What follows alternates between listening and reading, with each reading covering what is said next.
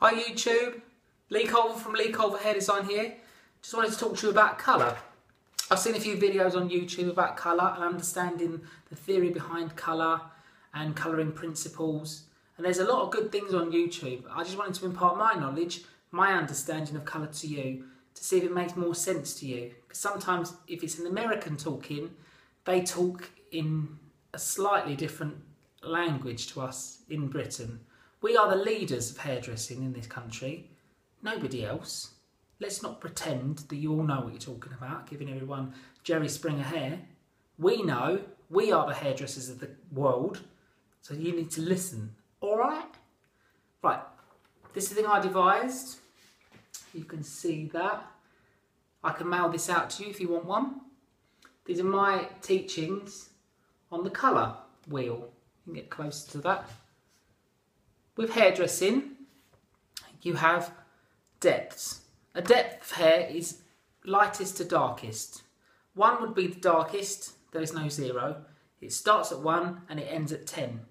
10 is damaged hair. You would never bleach someone's hair to a 10 unless you wanted her never to return to you. 10 is very rare. Very rare you would get someone a true 10. 10 is achieved by a trick of the light. It's all about violets and silvers. But I will go into that in another video because that is a separate issue. Each level of colour, from 1, where are we? I'm back to front here, bit in life. 1 to 10, at each step, each tone, each depth of hair has its own rules. And sometimes the rules change depending on the depth of the hair. So when you get to an 8, the rules that apply to 1 might be slightly different. And that's the confusing part of hairdressing that you need to understand. And it's only by doing the job you understand that. You understand that things can change. A client will come with a certain type of hair and you think you may never have seen it before. And it will throw you. And you need to sort of think quickly on your feet. How am I going to get that effect in that client's hair? She's got this problem and I need that not to be a problem. I need to go here. So if you understand this, but where the colour pigments live, at what level they live at, then you might have more of an understanding of what you're doing when you're colouring somebody's hair, when you're selecting a colour for that client. So with the depths, you've got the predominant tones in the hair. Tones is something that we see. A tone is not a colour. A tone is a refraction of light. So it's how much you see and how much you don't see. My hair is a level of an 8, but it appears lighter. This is natural, by the way. Au naturel. You'll see when this grows through. Ginger! I've got some really light bits in my hair, but it's about a level of an 8, maybe a 9, but these pieces make it look like it is lighter. So when your client comes in, she might say that she is solidly all one colour, but what she is really after is a highlighted effect. Does your client want a solid colour, where it's all the same colour all over, or does she want a highlighted effect? And you can do a lot with bleaches and high lift tints and lightening products to make the hair appear that it's lighter. But again, that will come on another video. I want to talk to you about this today. So 1 being the darkest, then you go 1, 2, 3, 4, 5, 6, 7, 8, 9. 10's over here because I believe 10 to be something else. 10, you very rarely see 10. 10's damage. 10's cotton wool. 10's in a plastic bag in your bin because it's fallen out. 9 is gold. So you'd have gold, yellow, not any other words for yellow really other than gold. You wouldn't say to a client, you've got yellow hair, unless you wanted her to slap you. You might want her to slap you.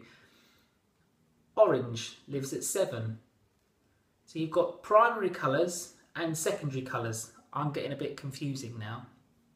But remember at school, you used to mix colours together. You mix 2 colours together and you achieve another colour. So your primary colours are yellow, red and blue. So if you mix red and yellow together, you get orange. If you mix yellow and blue together, you get green.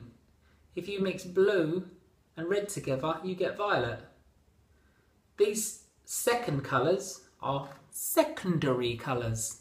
See, you've got primary, yellow, red and blue, that's your primary colours. Your secondary colours are colours made up of two primary colours. So two primary colours together make one secondary colour. Secondary colours are orange, green and violet. What happens when you mix a primary colour and a secondary colour together? So if you mix yellow and orange, yellow being your primary, orange being your secondary, you get a third colour which is called a tertiary colour. That's a product of a primary and a secondary colour. So if you mix yellow, so gold and copper, you'd get coppery gold. If you mixed gold and green together, what are you going to get? Horrible. You're going to get khaki blonde. So in hairdressing, we don't talk in colours. We wouldn't say to someone, you've got blue hair, unless she was Marge Simpson. It's not going to happen, is it? But people do now have crazy colours in their hair. They'll have teal blue and pink ends. So it is possible. A client will walk in. You still need to understand this, to understand what you're doing and how you are creating the next look for that client, or you're enhancing that look. So to understand the pigments, when the hair is as light as it can be, which is about a 9 or a 10, it hasn't got much pigment in the hair. It's not much present. There's only a bit of gold left in the hair. And as the hair gets darker, as you come down, so you come to an 8, you've got a bit of copper and a blonde. So you've got orange and yellow. When you get to 7, you've got a lot of orange and a bit of yellow. When you come down to a 6, you're starting to add red to the hair. So when you're lightening the hair, you've got to realise, where is she? Is she really here? Is she really a level of a 5, or is she more like a 4? If she's a level of a 4 and she wants to be blonde, you've got a long way to go to get her up there.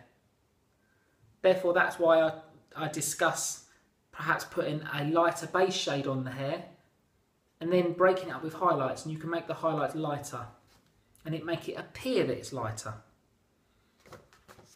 Likewise, if you're darkening the hair, she comes in and she's a 9 and she wants to go to a, I can't even see my own writing, so she wants to go to a 4. 9 to a 4. She's got a long way to go, but you just have to add all of these pigments back into that tint.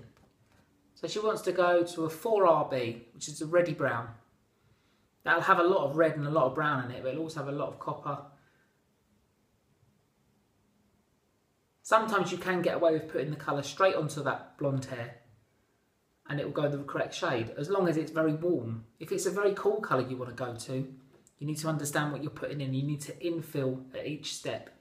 So if she was going to a 4, you would need to make her hair violetly red first. So you'd have to put a pre-pigment or a pre-fill colour in to make her that colour first, wash that off, dry that off, then put the target shade, because it's like painting a wall. You wouldn't paint my walls with black paint and then immediately go straight over the top with white paint. What would be the point? You wouldn't get anywhere. You need to add layers, to layer in the hair, so the client doesn't come back to you a week later saying all the hair's faded. So there's the tones, there's the depth. Then you've got a thing called tones. See the tones? So as we know in hairdressing, hairdressers, I would look at that and think, right, that's yellow. I need to make her hair very yellow. But in my colour chart, which I'll go and get for you,